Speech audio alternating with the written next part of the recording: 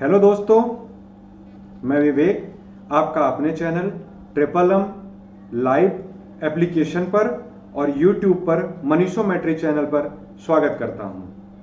तो आइए, जैसा कि आप लोगों को पता है कि हम 10-10 क्वेश्चन की एक सीरीज चला रहे हैं जिसमें हम एग्ज़ाम के टाइम तक नियर अबाउट 300 से 400 ऐसे महत्वपूर्ण क्वेश्चंस कर लेंगे जो आपके एग्जाम के पर्पज से बहुत ही इंपॉर्टेंट होंगे, जिसमें हमने स्टैटिक जीके और करंट अफेयर से मिक्स्ड क्वेश्चन को रखा है। तो जैसा कि आपके सामने दिख रहा है, जो अपने कदमों की काबिलियत पर विश्वास रखते हैं वो ही अक्सर मंजिल पर पहुंचते हैं। तो आप लोग अपनी मेहनत कंटिन्यू करते रहिए। आप रिजल्ट कब होगा, एग्जाम कब होगा, उसकी परवाह ना करके सीधा अपनी मेहनत पर भरोसा करिए। आपका एग्जाम एक न एक दिन जरूर निकलेगा। तो आइए, इसी के साथ हम आज का पहला क्वेश्चन देखते हैं कि आज का पहला क्वेश्चन क्या है। 14वें आईपीएल संस्करण में प्लेयर ऑफ द सीरीज का अवार्ड किसने जीता है। तो जैसा कि आपको पता है साथियों कि इस बार का संस्करण जो था वो 14वां संस्करण था और ये कहां पर कराया गया था, यूएई के अंदर। यूएई के अंदर कराया गया था। अगर आपसे यूएई की कैपिटल पूछ ली जाए तो आप याद रखिएगा अबू धाबी।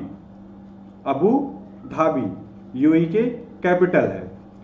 और मैं आपको इसमें बताऊं तो इसमें जो विनर टीम रही है, विनर टीम वो आपकी रही है Chennai super king. Chennai super king. और आपका ऑरेंज कैप विजेता जो था, साथियों ये बहुत महत्वपूर्ण क्वेश्चन है कि इसमें ऑरेंज कैप और पर्पल कैप किनको मिले थे। तो याद रखिएगा आप, ऑरेंज कैप ऋतुराज गायकवाड़ को मिला था। इनको ऑरेंज कैप मिला था। ऑरेंज कैप दिया क्यों जाता है, जब आप मतलब सबसे ज्यादा रन बनाने वाले खिलाड़ी को पूरे आईपीएल में जो सबसे ज्यादा रन बनाता है उसको ऑरेंज कैप दिया जाता है। और विराट कोहली, इनके बारे में याद रखिएगा कि ये 200 मैच एक टीम से खेलने वाले खिलाड़ी बन गए हैं। इन्होंने किसके लिए खेला है, आरसीबी के लिए। और रोहित शर्मा के बारे में आपको बता दूं तो रोहित शर्मा, इनको राजीव गांधी खेल रत्न पुरस्कार से सम्मानित किया गया। राजीव गांधी खेल रत्न पुरस्कार, आप याद रखिएगा राजीव गांधी खेल रत्न पुरस्कार का नाम बदल दिया गया है। इसका नाम मेजर ध्यानचंद जी के नाम पर रख दिया गया है। तो आप इन इंपॉर्टेंट पॉइंट को याद रखिएगा। पेन कॉपी से आप इनको राइट डाउन कर लीजिए। ये आपके जितने भी पॉइंट्स हैं सारे एग्जाम में आ सकते हैं। इनमें से कोई ना कोई क्वेश्चन आपको जरूर आपके एग्जाम मिलेगा। अब हम बात कर लेते हैं अपने क्वेश्चन की। तो प्लेयर ऑफ द सीरीज का अवार्ड जो है दोस्तों वो हर्षल पटेल को मिला था। और ये किस टीम के प्लेयर हैं, तो ये हैं आरसीबी के। आरसीबी के। और इन्होंने जो है मोस्ट वैल्यूएबल प्लेयर का भी अवार्ड जीता है। ठीक है दोस्तों, तो जैसा कि आपको पहला क्वेश्चन क्लियर हो गया होगा, आइए हम चलते हैं अगले क्वेश्चन पे। देखते हैं आज का दूसरा क्वेश्चन क्या है। कुचिपुड़ी कहां का शास्त्रीय नृत्य है। आपके पास ऑप्शन है आंध्र प्रदेश, केरल, उड़ीसा और तमिलनाडु। तो दोस्तों आपको पता होना चाहिए कि हमारे देश में टोटल 8 शास्त्रीय नृत्य हैं। 8 शास्त्रीय नृत्य हैं जिनके नाम मैं आपको बता दे रहा हूं। अगर आप आंध्र प्रदेश के बारे में देखेंगे तो जो आपका आंसर है, मतलब क्वेश्चन है कुचिपुड़ी। कुचिपुड़ी आंध्र प्रदेश का शास्त्रीय नृत्य है। मैं बात करता हूं केरल की, तो केरल में साथियों मोहिनी अट्टम, मोहिनी अट्टम और इसके साथ में कथकली, ये दोनों आपकी केरल की हैं। हम बात करें उड़ीसा की, तो उड़ीसा की हो जाएगी आपकी ओडिसी। और अगर हम बात करें तमिलनाडु की, तो जैसा कि आप लोगों को पता होना चाहिए कि भरतनाट्यम तमिलनाडु का है। अभी देखिए हमारा आंध्र प्रदेश का हो गया कुचिपुड़ी, केरल का मोहिनी अट्टम और कथकली, ये उड़ीसा का ओडिसी, तमिलनाडु का भरतनाट्यम। तो आपके सामने 1 2 3 4 5 हमने आपको बताया कि टोटल कितने होते हैं। यूपी का मान लीजिए, कथक का जो होता है शास्त्रीय नृत्य आपका वो होता है यूपी का। कथक यूपी में किया जाता है। और एक आप बहुत इंपॉर्टेंट याद रखिएगा साथियों सतारिया, ये बहुत क्वेश्चन पूछा जाता है दोस्तों। सतारिया कहाँ का लोक नृत्य है? तो आप इसको याद रखिएगा, ये असम का है। ये कहाँ का लोक नृत्य है? असम का। और जो आखिरी हमारा बचता है 8वां, वो आपका है मणिपुर का मणिपुरी। तो आपके सामने 8 हमने लोक नृत्य, शास्त्रीय नृत्य जो होते हैं हमारे, वो हमने आपको बता दिए हैं। कुचिपुड़ी आंध्र प्रदेश। तो ऑप्शन क्वेश्चन नंबर 2 का हो जाएगा option A. Option A is the right answer. आइए अगले क्वेश्चन पे चलते हैं। साथियों, ये किताब है जो कि बहुत ही इंपॉर्टेंट किताब है, अभी हाल ही में ये लिखी गई है। Believe what life and cricket taught me, किसकी किताब है? आपके पास ऑप्शन है युवराज सिंह, सचिन तेंदुलकर, सुरेश रैना और वीवीएस लक्ष्मण। साथियों, इन चारों की किताबें आपके लिए बहुत इंपॉर्टेंट हैं एग्जाम पर्पज से, और इन चारों की किताबों को एग्जाम में पूछा गया है। अभी हाल ही में believe what life and cricket taught me, ये जो है सुरेश रैना की किताब पब्लिश हुई है। तो आप लोग ये याद रखिएगा, सुरेश रैना जो है इसका सही आंसर होगा। अब हम बात करते हैं युवराज सिंह के बारे में। तो जैसा कि आपको पता है कि युवराज सिंह जब कैंसर से ग्रसित हुए थे, उसके बाद जब वो वापस कम बैक किए थे क्रिकेट में, तब उन्होंने एक किताब लिखी थी, the test of my life. The test of my life. उन्होंने कौन सी किताब लिखी थी? The test of my life, जो कि उनके ऊपर बेस्ड है, युवराज सिंह के। अब हम बात कर लेते हैं साथियों सचिन तेंदुलकर के बारे में। तो साथियों, ये पहले खिलाड़ी हैं, आप पहले क्वेश्चन इनके बारे में यही याद रखिएगा, ये पहले खिलाड़ी हैं जिनको भारत रत्न दिया गया है। ये आपके वनडे एग्जाम के लिए बहुत महत्वपूर्ण क्वेश्चन है। और सचिन तेंदुलकर की जो किताब है वो आप लोग याद रखिएगा, playing it my way. Playing it my way. तो ये किसकी किताब है? सचिन तेंदुलकर की। हम बात कर लेते हैं वीवीएस लक्ष्मण के बारे में। तो इनकी किताब साथियों जो है वो 281 एंड बियॉन्ड। तो आपके सामने हमने कुछ महत्वपूर्ण पुस्तक थी, युवराज सिंह की the test of my life, Sachin Tendulkar की प्लेइंग इट माई वे, ये सबसे पहले खिलाड़ी थे जिनको भारत रत्न दिया गया था। ये चीज आप याद रखिएगा। और सुरेश रैना की किताब है believe what life and cricket taught me. चलिए साथियों, आगे अगले क्वेश्चन की तरफ बढ़ते हैं। आज का अगला क्वेश्चन, निम्नलिखित में से किसे पद्म विभूषण 2021 से सम्मानित नहीं किया गया है? तो साथियों, आप ये बहुत ध्यान से देखिएगा, क्वेश्चन में ये नहीं पूछा आपसे कि सम्मानित किया गया है, उसने क्वेश्चन में लगा रखा है क्या? नहीं किया है। तो आपको पहले ये पता होना चाहिए कि इस बार का पद्म विभूषण 7 लोगों को दिया गया है। अब वो 7 लोग कौन कौन से हैं? तो पहले हम इसमें देख लेते हैं हमारा आंसर क्या होगा। शिंजो आबे, इनको दिया गया है। बीबी लाल, इनको दिया गया है। नरेंद्र कृपानी, इनको भी दिया गया है। रामविलास पासवान को साथियों याद रखिएगा पद्म भूषण दिया गया है। क्या दिया गया है? पद्म भूषण अवार्ड दिया गया है रामविलास पासवान को, पद्म भूषण अवार्ड दिया गया है। ये आप याद रखिएगा, इनको पद्म भूषण अवार्ड दिया गया है रामविलास पासवान को। हम बात कर लेते हैं साथियों इसमें नरेंद्र कृपानी। तो आप इनको याद रखिएगा, ये फाइबर ऑप्टिक्स के जनक के रूप में जाने जाते हैं, इनको मिला है। और बात करें हम बीबी लाल के बारे में, तो ये साथियों पुरातत्व से संबंधित हैं। और शिंजो आबे, आप लोगों को पता होना चाहिए कि ये जापान के पूर्व प्रधानमंत्री हैं, जापान के पूर्व पीएम। तो आप याद रखिएगा इनको। अब हमारे हो गए शिंजो आबे, बीबी लाल और नरेंद्र कृपानी, 3 लोगों का हमने यहाँ बता दिया आपको। अब बाकी जो बचे हुए मैं आपको उनको करा देता हूँ। आप याद रखिएगा एसपी बाला सुब्रमण्यम को भी मिला है, एसपी बाला सुब्रमण्यम, इनको भी मिला है। और अगर आपसे क्वेश्चन पूछ ले कि ये किससे रिलेटेड है, तो याद रखिएगा आप संगीत से ये संबंधित है। और आपका नेक्स्ट जो अवार्ड दिया गया है वो दिया गया है सुदर्शन साहू को, सुदर्शन साहू, आप याद रखिएगा सुदर्शन साहू। और ये आपका रिलेटेड किससे हैं, तो ये बहुत इंपॉर्टेंट है साथियों, ये कला से संबंधित है। और आप एक और जो आपका याद रखिएगा, डॉक्टर हेगड़े को चिकित्सक में दिया गया है, चिकित्सा में। और आपका जो आखिरी बचता है वो आपका मैं यहां पर लिख देता हूं, मौलाना बहिरुद्दीन खान। याद रखिएगा, मौलाना बहिरुद्दीन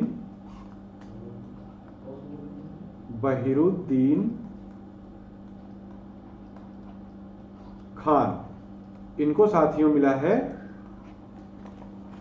आध्यात्म के लिए। आप याद रखिएगा किसके लिए, आध्यात्म के लिए इनको ये सम्मान दिया गया है। तो ये आपके सामने जितने भी इंपॉर्टेंट पद्म विभूषण अवार्ड इस साल दिए गए थे वो हमने आपको करा दिया है, ये आप अच्छे से नोट कर लीजिएगा और उसके बाद इनको तैयार कर डालिएगा। एग्जाम में एक ना एक क्वेश्चन साथियों इसमें से आपको जरूर मिलेगा। आज की क्लास आपके लिए इतनी इंपॉर्टेंट है कि आप ये देख लीजिएगा एग्जाम के बाद कि आपको इसमें से 1 से 2 क्वेश्चन जरूर देखने को मिलेंगे एग्जाम में। आइए हम अगले क्वेश्चन पे चलते हैं, क्वेश्चन नंबर 5।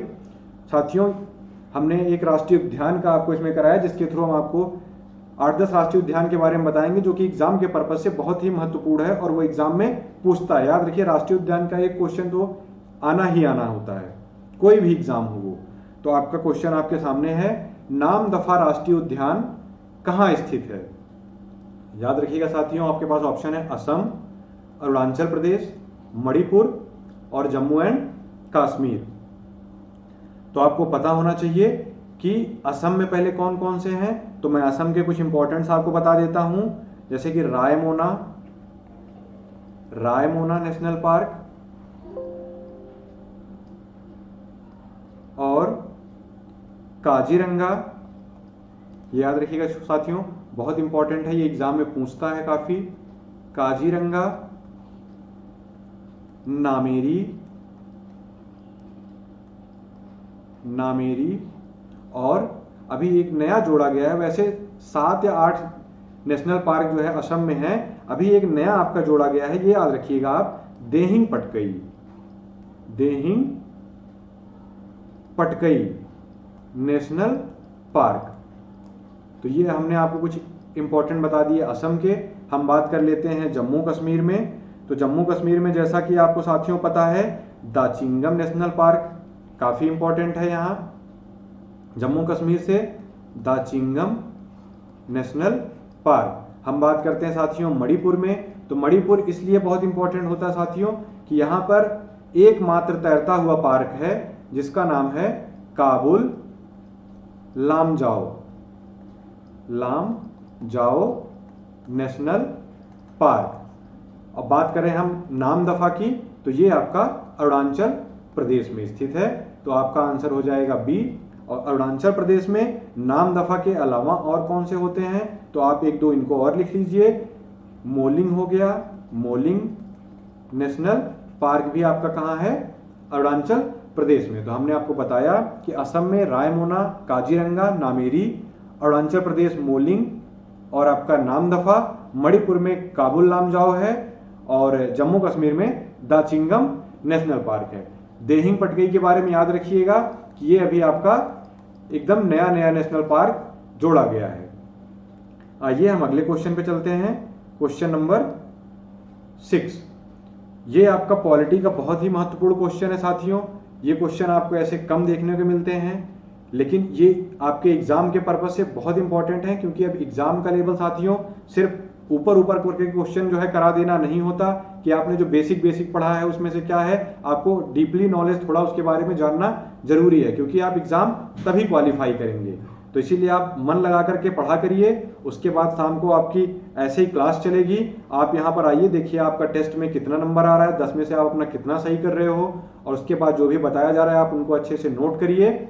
उसके बाद मेहनत पे अपने आप भरोसा रखिए, आप अपने ऊपर भरोसा रखिए, एग्जाम आप जरूर क्वालिफाई करेंगे। आइए हम क्वेश्चन देखते हैं। हलवा समारोह भारतीय संसद के किस आयोजन से संबंधित है। तो आपके पास ऑप्शन है संसद का नया सत्र, संसद का संयुक्त सत्र, बजट दस्तावेजों की छपाई या उपरोक्त सभी। तो आप जैसा मैं आपको बता दूं कि हलवा समारोह साथियों क्या होता है कि इसमें आप याद रखिएगा कि हलवा समारोह के अंदर मिठाई और पकवान वगैरह बनाए जाते हैं, और ये कब होता है? बजट दस्तावेज की छपाई के टाइम पे। बजट दस्तावेज की छपाई के टाइम पर यह हलवा समारोह होता है। इसमें फाइनेंस मिनिस्ट्री के, इसमें फाइनेंस से और प्लस सहायक कर्मचारी भाग लेते हैं। अब हम बात करें संसद के बारे में, तो आप लोगों को पता होगा कि संसद को हमारे कौन से अनुच्छेद में जो है बताया गया है।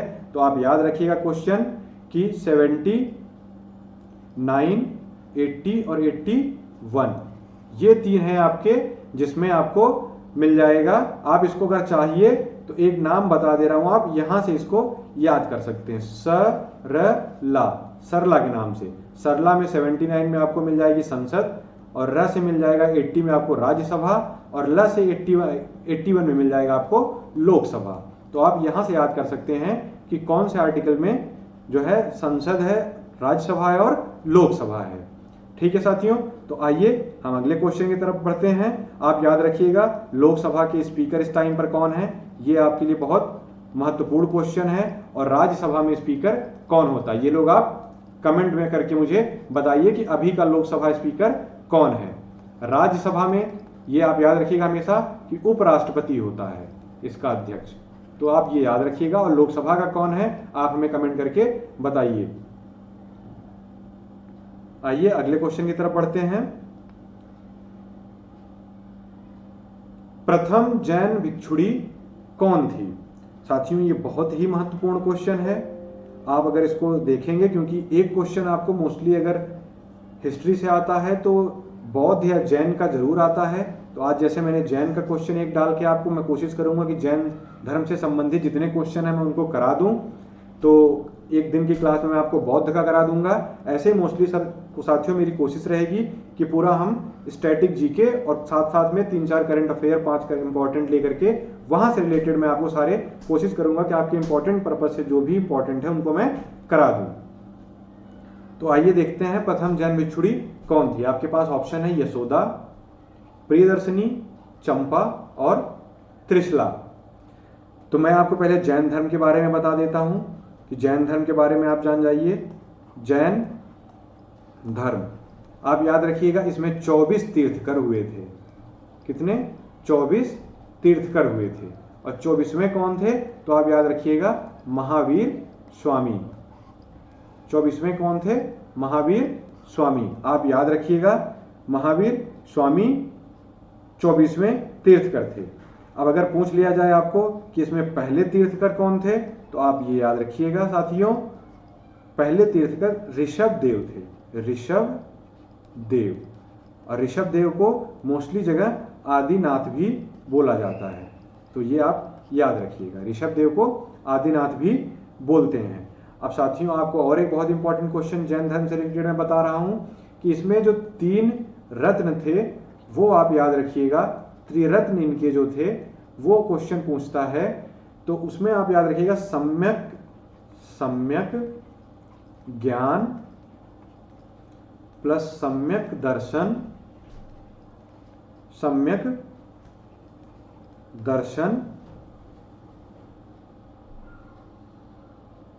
और सम्यक आचरण,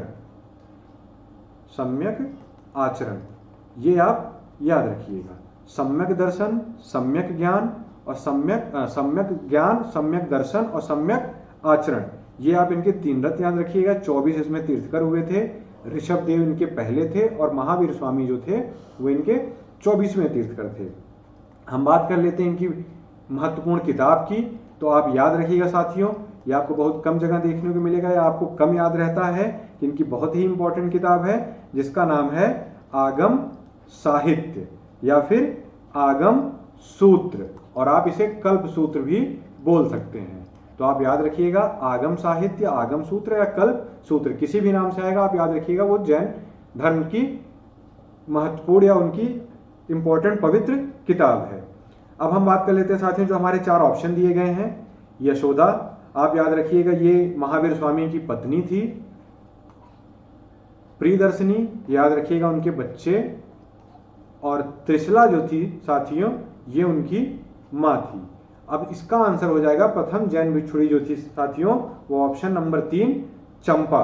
तो चंपा जो है वो इनकी प्रथम जैन भिक्षुणी थी। आइए साथियों, जैन धर्म से संबंधित अभी कुछ इंपॉर्टेंट क्वेश्चन हम आपको और करा देते हैं। जैसा कि आपको पता होना चाहिए कि महावीर स्वामी का जन्म जो है वो वैशाली में हुआ था।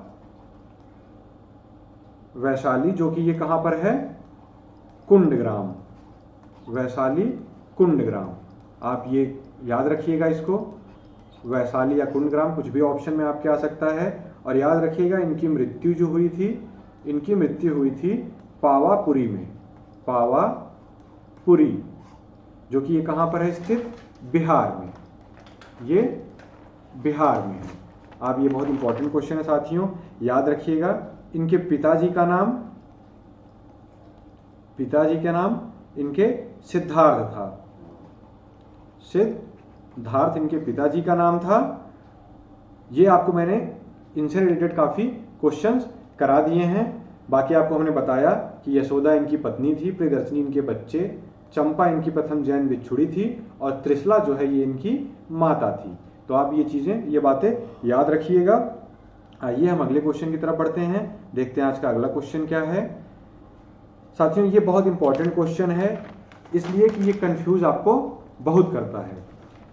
कितने भारतीय राज्य भूटान के साथ सीमा साझा करते हैं? आप एक बार क्वेश्चन फिर से देख लीजिएगा। कितने भारतीय राज्य भूटान के साथ सीमा साझा करते हैं? तो आपको जैसे ऑप्शन दिया गया है 5, 3, 4 और 2। तो ये आप क्वेश्चन देख सकते हैं। तो आपको इसमें पता होना चाहिए कि भूटान के साथ 4 राज्य सीमा साझा करते हैं। अब हम आपको बता दें कि चारों राज्य कौन कौन से हैं। तो आप याद रखिएगा कि इनके पूर्व में, भूटान के पूर्व में याद रखिएगा आप, अरुणाचल प्रदेश है। अरुणाचल प्रदेश है। इनके पश्चिम में, अगर आपसे पूछ लिया जाए कितने राज्य हैं, तो पूर्व में अरुणाचल प्रदेश, पश्चिम में आपके सिक्किम है, पश्चिम में सिक्किम है, और दक्षिण में आपका, रुकिए मैं थोड़ा मैप बनाने की कोशिश कर रहा हूं, अगर मुझसे बन जाता है तो मैं आपको समझा दूंगा। ड्राइंग में थोड़ा मैं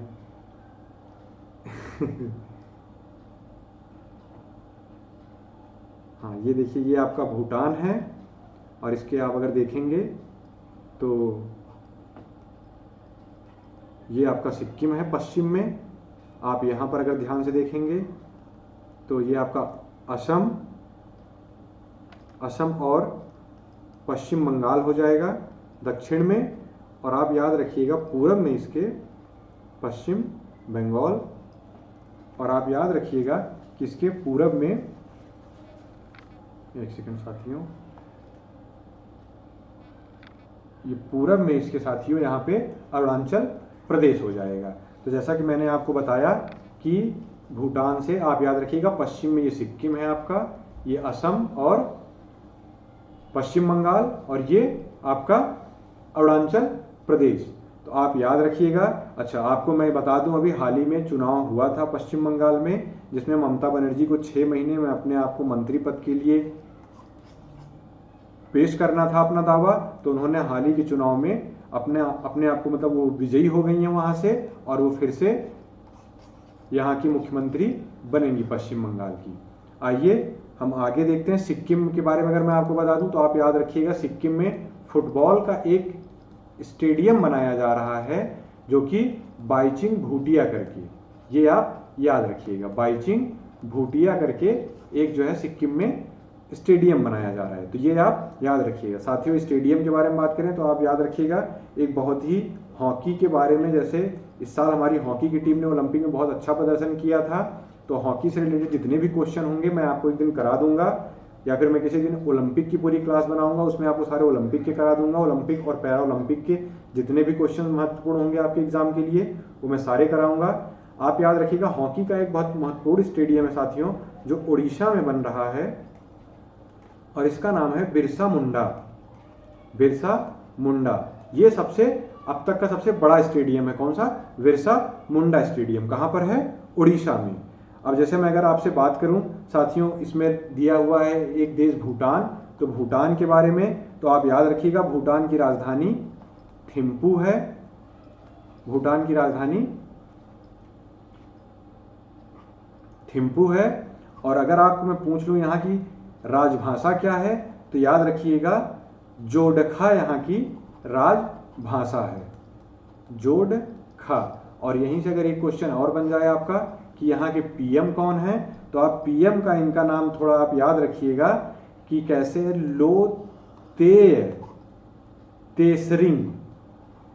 तेसरिंग। थोड़ा इनका नाम अटपटा टाइप से है जो हम लोगों को बोलने में दिक्कत होगी, तो आप याद रखिएगा लोते तेसरिंग यहाँ के पीएम है, जोडखा यहाँ की राजभाषा है, और यहाँ की कैपिटल जो है वो थिम्पू है। और बाकी हमने बताया कि भारत के 4 राज्य भूटान के साथ साझा करते हैं। पश्चिम में आपका सिक्किम है, दक्षिण में असम और पश्चिम बंगाल है, और पूर्व में अरुणाचल प्रदेश है। तो हमने आपको बताया क्वेश्चन नंबर 8। चलिए अब आप चलते हैं आगे क्वेश्चन नंबर 9 पे और देखते हैं क्वेश्चन नंबर 9 क्या है।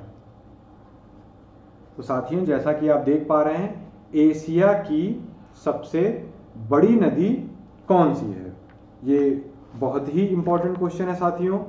एग्जाम पर्पज से आपके पास 4 ऑप्शन हैं, सिंधु,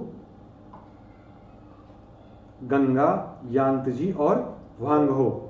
तो आप बताइए इसमें से क्या आंसर सही होगा, कमेंट बॉक्स में हमको देखते हैं आपके कितने आंसर आते हैं सही। चलिए आप इसका आंसर करके बताइए।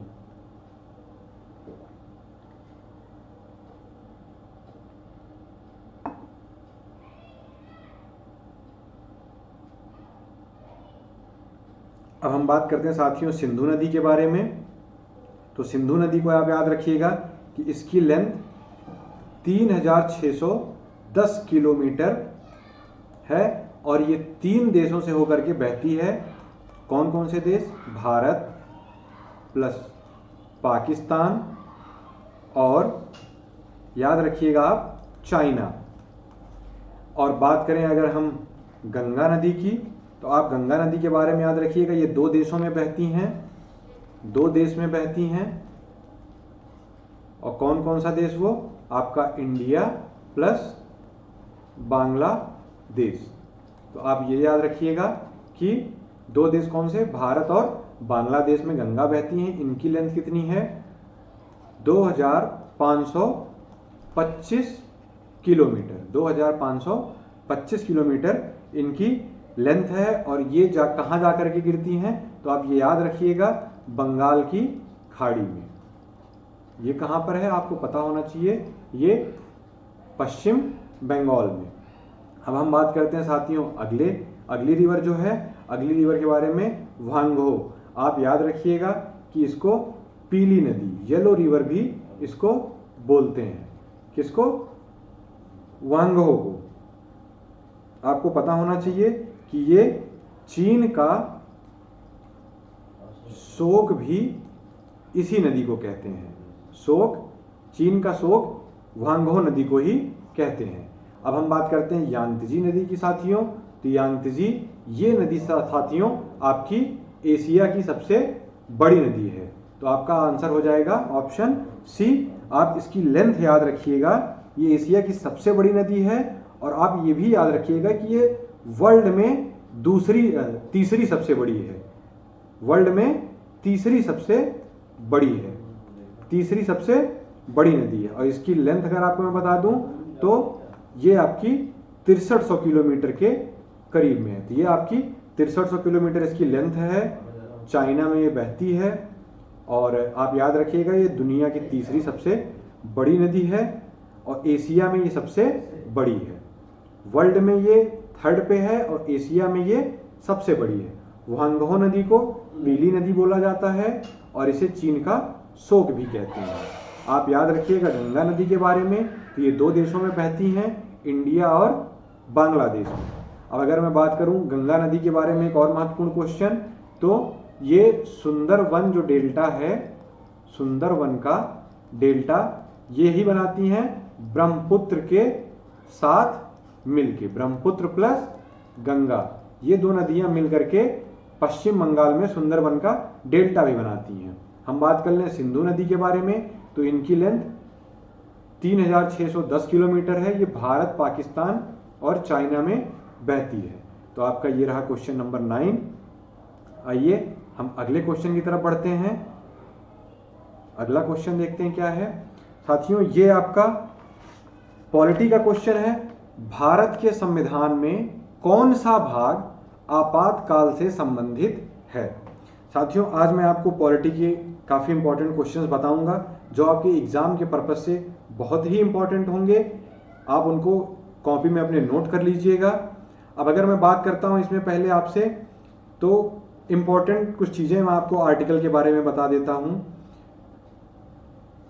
12 अनुसूचियां हमारे संविधान में हैं, जैसा कि मैंने आपको कल वाली क्लास में भी बताया था। 12 अनुसूचियां प्लस आप याद रखिएगा कि 25 पार्ट हैं, 25 पार्ट और 12 अनुसूचियां। आप एक क्वेश्चन और याद रखिएगा, भाषा को किस शेड्यूल में रखा गया है? तो साथियों भाषा को 8वीं अनुसूची में रखा गया है। ये क्वेश्चन आप याद रखिएगा। क्वेश्चन पूछता है भाषा को किस अनुसूची में रखा गया है? 8वीं अनुसूची में रखा गया है। कितनी अनुसूचियां हैं? 12। शुरू जब हमारा संविधान जब बना था तब उस टाइम पर 8 थी, अभी कितनी है? 12। 4 को हमने ऐड कर दिया उसमें। अब आप बात करें भाग में, तो भाग 25 है। आप ये क्वेश्चन याद रखिएगा। अब हम भाग 25 में देखते हैं, तो ये हमारा क्वेश्चन भाग से रिलेटेड है कि भाग 15 में क्या है और भाग 15 में क्या है, भाग 17 में, भाग 18 में और भाग 20 में। तो आइए साथियों हम एक एक करके डिस्कस करते हैं कि भाग 20 में क्या है। तो आपको पता होना चाहिए कि भाग 20 में संशोधन, हमारे संविधान में संशोधन करने के प्रावधान किसमें है? भाग 20 में। और संशोधन किस अनुच्छेद में है? तो आपको ये पता होना चाहिए 368, अनुच्छेद 368 में संशोधन के संबंधित बताया गया है।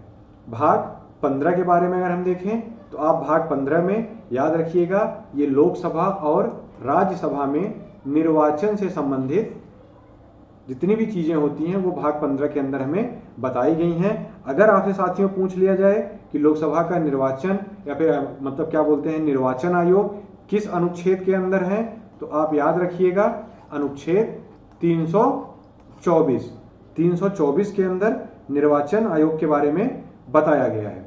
आइए साथियों बाकी जो क्वेश्चन बचे हैं आप इनको नोट कर लीजिएगा। अगला मैं आपको करा देता हूं भाग 17 और भाग 18, इनमें क्या दिया गया है। तो आपको जैसे पता होना चाहिए कि भाग 17 में साथियों राजभाषा के बारे में बताया गया है।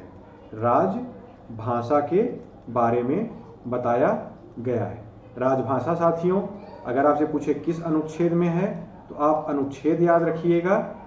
अनुच्छेद आपका 343 से लेकर के 351 तक, इसमें आपको राजभाषा के बारे में बताया गया है। अब मैं बात करूं राजभाषा के बारे में, तो हमारे यहाँ टोटल कितनी संविधान में मान्यता दी गई भाषाएं हैं, तो आप याद रखिएगा वो हैं 22 भाषाओं को संविधान में मान्यता दी गई है। अब मैं बात करता हूं इसमें से कौन सी नहीं है, तो आप याद रखिएगा कि अंग्रेजी हमारी राजभाषा है। अंग्रेजी है और हिंदी है। अंग्रेजी और हिंदी ये दोनों हमारी राजभाषा हैं।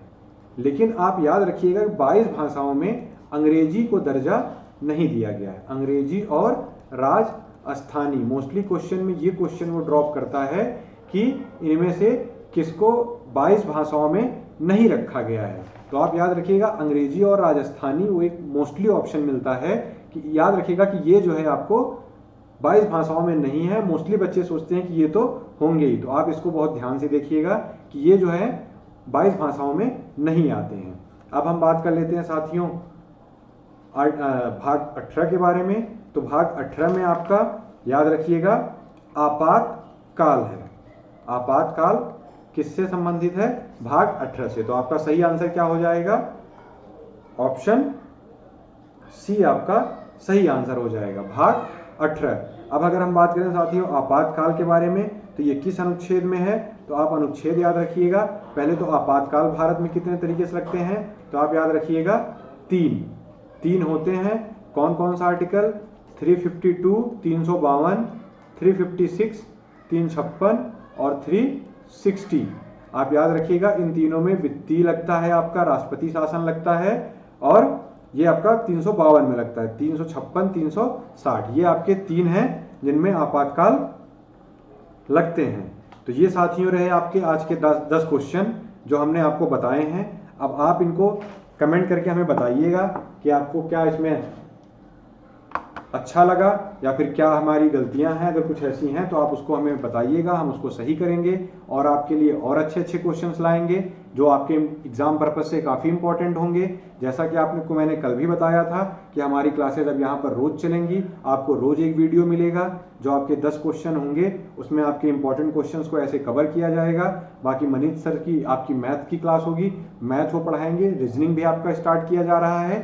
तो आप अपने एग्जाम के तैयारी बस आप अच्छे से करिए, बाकी डेटा हम आपको देंगे, आप मन लगा के पढ़िए। जितने भी क्वेश्चन हो सकते हैं हम आपको इंपॉर्टेंट करा के सब आपका कोशिश करेंगे कि एग्जाम पर्पस से जितने भी इंपॉर्टेंट आपके लिए हों वो हम कवर करवाएंगे। चलिए साथियों, फिर एक बार आप लोग बताइएगा कमेंट करके कैसा लगा आपको। फिर हम मिलते हैं अगली क्लास में। ठीक है साथियों, चलिए नमस्कार, सत श्री अकाल, जय श्री राम, वंदे मातरम, भारत माता की जय। अब हम मिलते हैं सर अगली क्लास में।